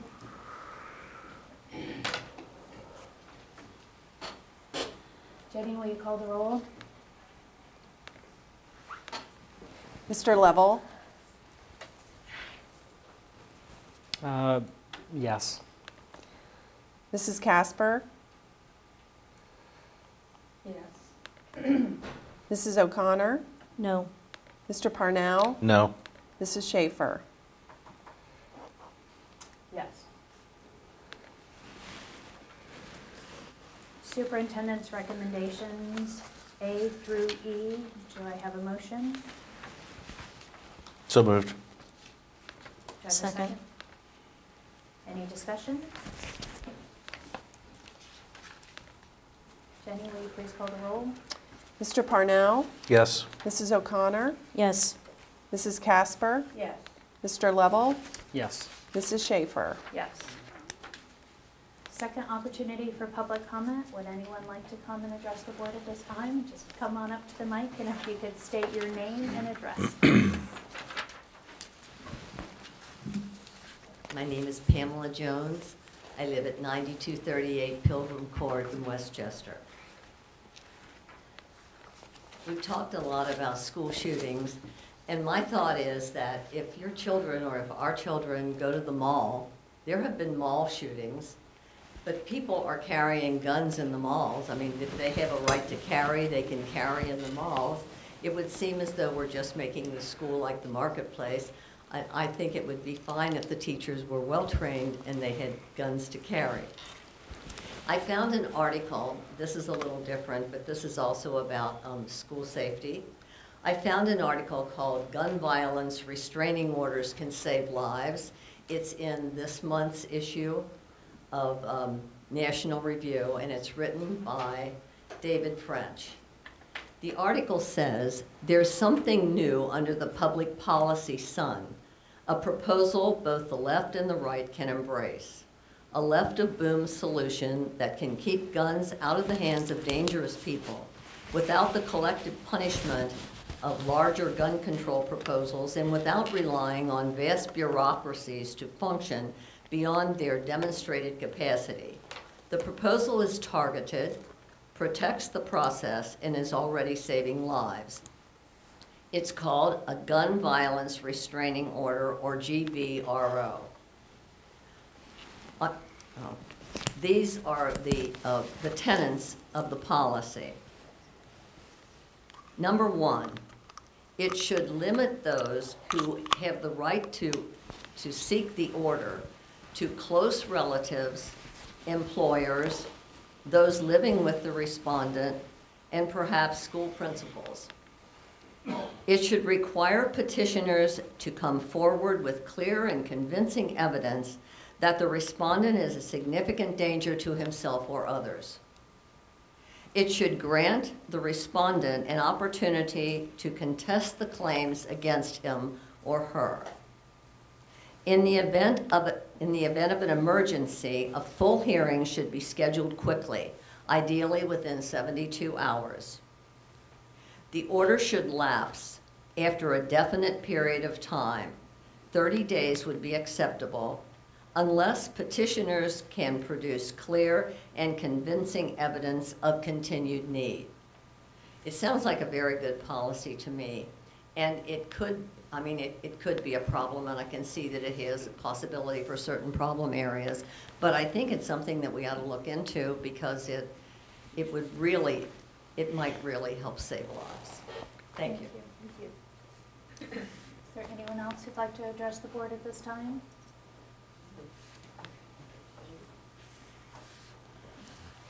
Hi, my name is Charis Peterson. I live at 7324 North Pisgah here in Westchester. And I want to say something about school safety as well. Before I ask you this question, if I could, there's an article in ABC about the fact that there's students, teachers, and parents and administrators across the country got invited to take part in a national school walkout this month, which is this coming Wednesday. It's called Enough, National School Walkout. And so I saw on the internet that Lakota West was listed. Now, I don't know for sure whether you have anything going on, but what disturbs me about this is that this was organized primarily by young people, maybe, but adults as well, from the Women's March Youth Empower.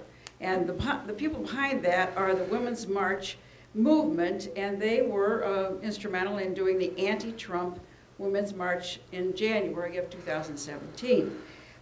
They have people associated with them that are Louis Farrakhan, who is an anti-Semitic, also very much anti-white. These are some of the people that I think are really just reprehensible, and this is definitely one side of the political spectrum. So I don't feel as though if this were to take place, that these kids are getting the other side of the picture. And also, I've understood that maybe they're going to push voter registration. So that disturbs me plenty. And the fact that there may be time taken out of the school day of our taxpayer money for this kind of a situation. Can you answer whether or not you are having such a thing at Lakota West? Wednesday at 10 o'clock, supposedly 10 o'clock for 17 minutes. After all the comments are done, then we address any answers. So you don't give us any answers? At the end, after everybody's commented. So. Right. Thank you very much. Thank you. Is there anyone else who'd like to address the board at this time?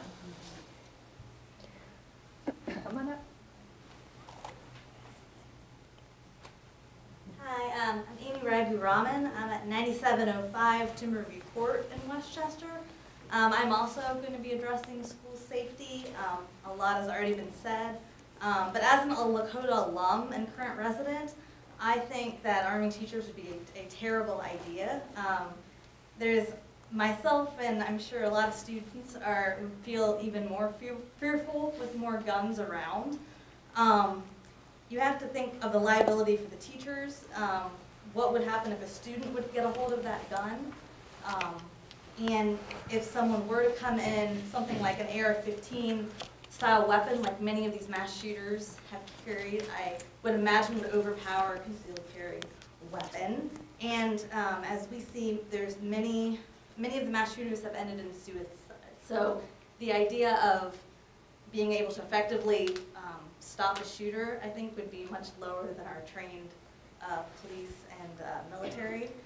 And so I just want to kind of, I guess, applaud Lakota for engaging in like anti-bullying, anti-suicide efforts. I think we should be working more on preventing school shootings by trying to find different warning signs of students that may need intervention. I also support I saw there was I don't know how the bill is going in Congress. There is a Stop School Violence Act, H.R. 4909 and S. 2495, that would create federal funding for students and adults to know how to spot and report warning signs of gun violence. It would also, there's an anonymous reporting system for threats. There's ability to train and operate threat assessment and intervention teams to preemptively triage threats before tragedy hits, and all of this would be in coordination with schools and law enforcement. So just another thought. Thank you. Anyone else who'd like to address the board at this time?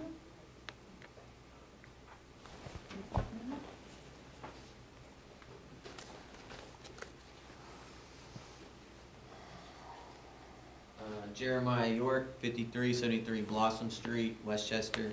Thanks for giving me another opportunity to speak. I trust if everyone has gotten to speak, I'll be able just to say a couple things that came to mind as I heard what people were talking about. One of the things to take into consideration is that when we talk about the Second Amendment, we're talking about a right enshrined in our Constitution.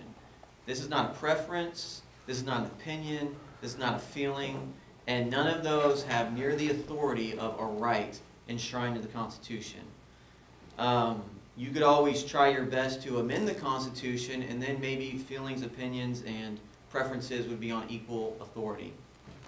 The feds, they passed this law in 1995 to try to you know, quell the violence in schools. Okay, first of all, they don't have the authority to do that because the Second Amendment expressly forbids it. Any kind of gun regulation is supposed to happen on a state, county, local level.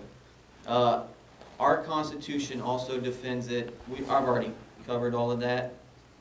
But since that unconstitutional law passed in 1995, let's just take into consideration that Columbine and every school shooting since then has happened after that. Because Columbine was in 1999. And so these mass murderers that are coming on school grounds and just slaughtering people, they know that it's so much easier to do in a gun-free zone, because it's only gun-free to law-abiding citizens. You know, it's a playground for criminals, and that's the problem. And the people who come up here, and I'm not making light of their emotions, I'm really not. But I think that people have not been emotionally prepared to deal with reality, because they are so fearful of guns. But guns are not the problem. It's the criminals who have guns that are the problem. And I think if our public schools were much more adamant about teaching the Constitution and the Bill of Rights and prioritizing that more than maybe a few days a year, we would understand our rights a lot better. Also, liability has come up as an issue. Take into consideration that you will be liable for disarming teachers because they have that right. So now it's on you guys to approve it or not. If you don't approve it, then that means you're liable for disarmed teachers. So if there's a school shooting and anyone gets hurt, they can sue you because you didn't allow them to be armed. You took that right away from them. Also, I did talk to Chief Herzog, and there is no official policy from the Lakota Police whether they support this or not. It's all based on individuals' opinion. And lastly, I would just like to say that I strongly encourage you not to receive state and especially federal funds, because then you sell our sovereignty to them and you have to do what they want, and I don't like that. Thank you. All right, thank you. All right. Anyone else who'd like to address the board at this time?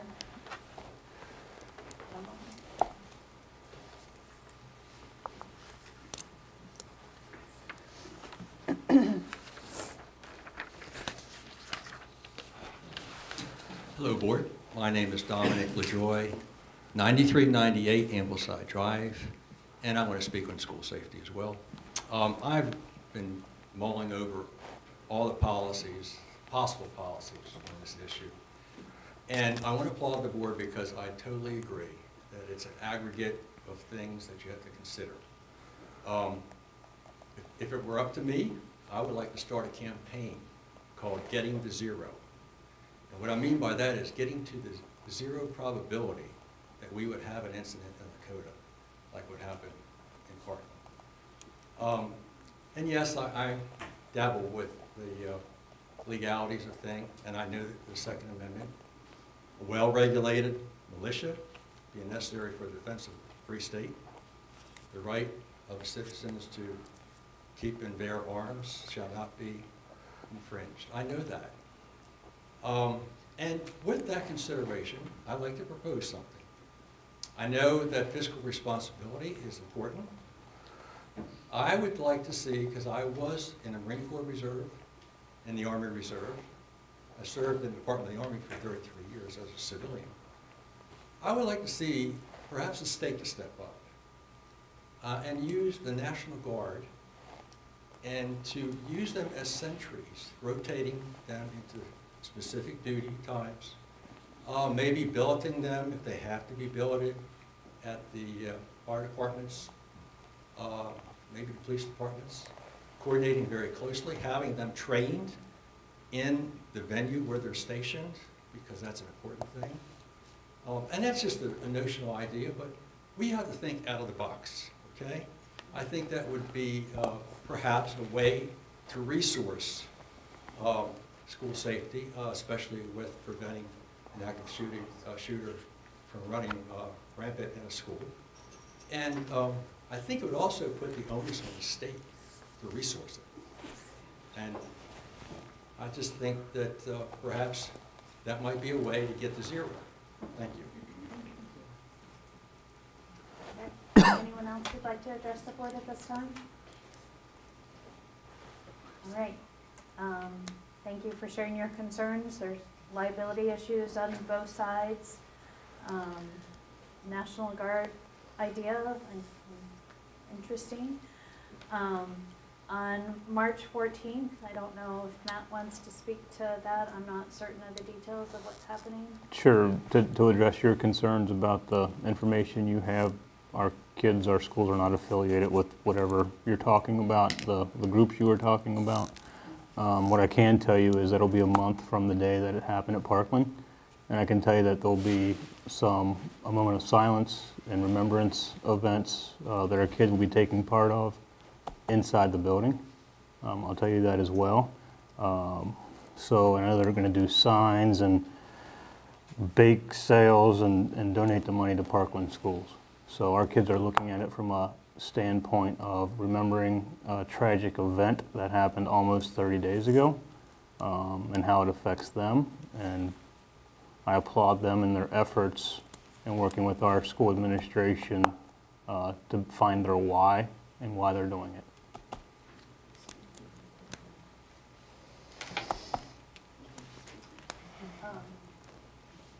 So with that, we'll move to closing comments, and I'll start with Kelly. Oops, I'm sorry, Matt. Did I closing? Yeah, With you're that. good. Yeah. Okay. Oh, It's been a long all night. of a sudden, I thought I missed some agenda items. I misread my agenda for a moment. Are we doing that? Is that where we are? Yes, we My are. battery's Yeah, I'm dead on sorry, my I computer. I apologize. no longer see an agenda. I just want to thank everybody for coming and for speaking. It's a contentious issue, and I like the respect that everybody gave to each other. I mean, we can't do this if we don't respect each other. We have to be able to have civil conversations. And I also want to be that little boy when I grow up. He was adorable. That is my favorite part of the meeting. That kid is 5 years old. He knows more about presidents than some historians. Crazy. That's it. I have no comments. The best part of that is when Trey got kind of sidetracked or couldn't think of the presidents in order, and then he looked around to the audience, and everybody like, cute kid, and I think we say it all the time that the apple doesn't fall far from the tree. The parents and the support that they give them at home, so it's pretty cool stuff. I just wanted to mention in my closing comments that I really, really, really enjoyed the community conversation with our special education teachers and the parents. These past couple weeks, just the energy in the room and being able to sit in a circle and talk with stakeholders from preschool all the way to age 22, and to hear both experiences through the school district, but also entering to the school district, and the challenges that are ahead of us, but also so many success stories as well. We have a lot to learn from our teachers. We have a lot to learn from our parents and our community about what's going right in our schools, but also the challenges. And I love them. I applaud the district for doing that. I know it's been years and years of listening, and I know this year, Matt, how many have you done since you started on August? We're probably north of 40. I mean, just think about that. I mean, I'm not putting you on the spot, but having a superintendent that started August 1st that has stepped up and said, I want to spend my time 40 community conversations, listening to them, lots of stakeholders. And you mentioned this at every single conversation the board does as well, is that those aren't just a one-time session. All that information comes back, and we look at that, we digest that, and we talk about what's best for our students and our community. So thank you to everybody on the board for making that a priority, and Matt and your team, and it's great. I love it. Linda? I just wanted to give a quick shout out to one of our teachers. We had a student teacher, and she just finished her experience and wrote me to tell me what an incredible experience it was. And she's now at a much smaller school district, which also starts with L. I won't mention any names, but it was Loveland. You don't like those L words? The smaller L. And she really is missing Lakota a lot, and she gave a shout out to her mentoring teacher, Erica Sheridan at Hopewell, and said she was just incredible, and she hopes she gets a chance to come back on a different basis. So be good to have her on our list. We had a student teacher in the special ed community conversation who was also very good and was, I said, drop your resume on the way out, sister. My comments I'm going to follow up with all of you about the efficiency of the treasurer's office in the enrollment center. What I can tell you is that we still aren't up to the same number that we were when I walked in the door 7 years ago. My executive secretary left 2 or 3 months ago. I still haven't filled that position because we're constantly trying to look at better efficiency. But I will provide you with that information to prove that. And that's all I have to say. Just really quick, because I know it's been a long night. Couple things. The sort of picking up on what a few of you just said across the table. One of our former grads who is now in the education field or trying to get through college and education, she's going to be leading one of our Twitter chats. So we have a former grad that's wanting to get an education. So I got to sync that up to all your points. The other thing is, our kids were awesome tonight, and they always are. This is not taking away from them, but we have 16,000 other kids just like that all have special talents that are just awesome. So I'm glad we get to share just one slice of that. But we have so many good things going on, and I know you all know that, and it's nice to see a glimpse. But all of our kids have awesome talents, and I'm glad that we get to focus on that. Again, in the concept of the whole child, today I had the opportunity to volunteer at Be the Difference at West.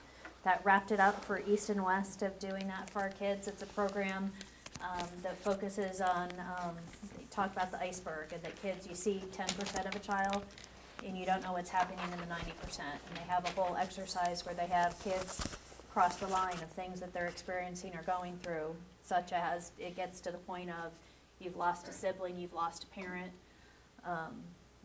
It gets pretty intense at times. Of my group of 6 kids, I had 2 who no longer have at least one parent, one who no longer has any parent in his life. I had a child with an eating disorder that is better now, and others who had other issues. And we have these kids who come to school every day to learn. There's a lot of baggage that they're carrying on their shoulders, and they put a brave face on. And the one boy said, who'd lost both parents, said, I put on a happy face and nobody knows that this is what I'm carrying. And again, we're trying to do more and more to shore up these kids and give them that emotional support that they need, and to have their peers give them that emotional support they need. And today was a day to do that.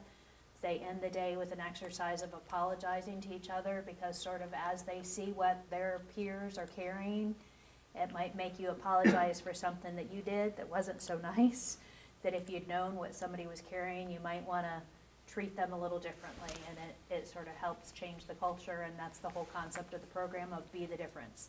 When you know more, you'll do better. It's a really powerful program. They're always, typically next year they'll be looking for volunteers again, because we do it at the junior high level and at the high school level.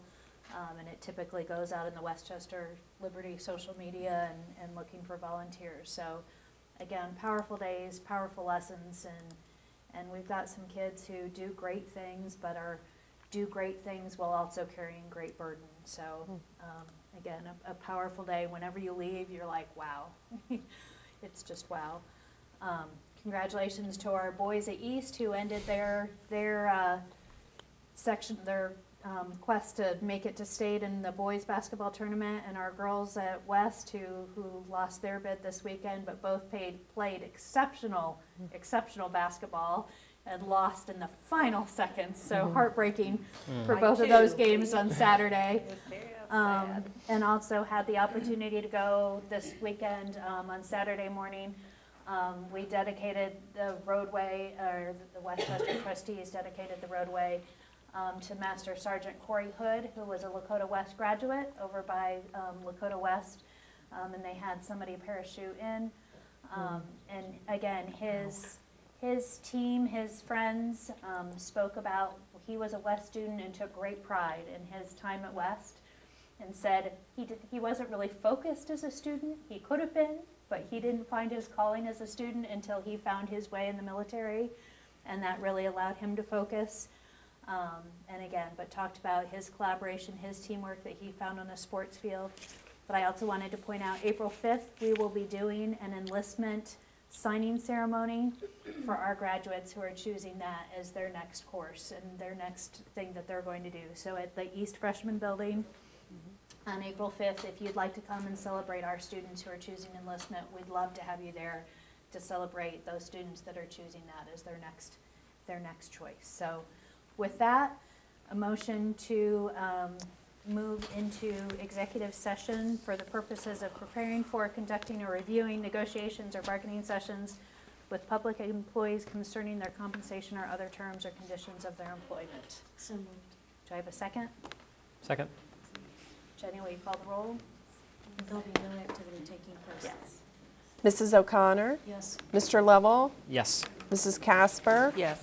Mr. Parnell? Mrs. Schaefer? Yes. We will take no vote.